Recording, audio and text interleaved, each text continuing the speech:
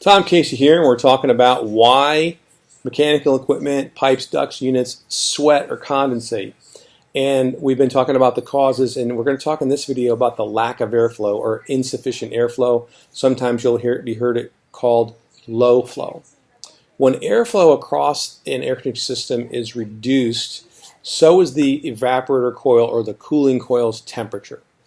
Airflow going across the coil absorbs heat from the refrigerant, so if there's not enough airflow, it doesn't absorb as much heat, and so the coil gets colder. The colder evaporator temperature means the colder the air leaving the evaporator coil. So if the coil is colder, then the air coming off of the coil or out of the coil is also colder.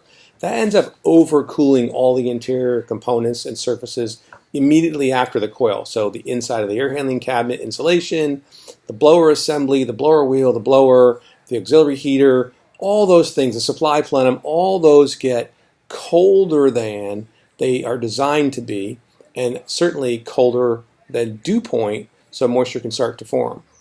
And if you have a draw-through air handler, which is the majority of modern residential air handlers, the blower literally pulls the air, or draws the air through the evaporator coil. So if that air is overcooled, it's too cold, everything, especially the blower, gets too cold and sweats. And when the blower sweats because it's too cold, that water drips inside the air handling unit and it wets the insulation, and wet insulation is like having no insulation, so then the cabinet gets cold, and once the cabinet's cold, it starts sweating, and you kind of have a dog chasing its tail where nothing's ever going to dry out, nothing's ever going to warm up, and everything is going to keep sweating.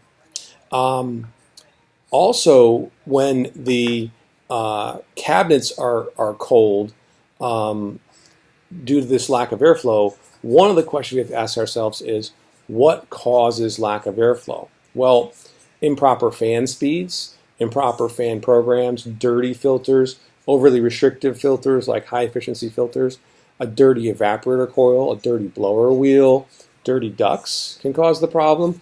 Big problems with undersized ductwork, not enough size or not enough runs or branches, poor ductwork installation like restricted and compressed and things like that. Anything that the air has to go across or through or over that's improper is going to cause low flow problems and contribute to the sweating. Boom.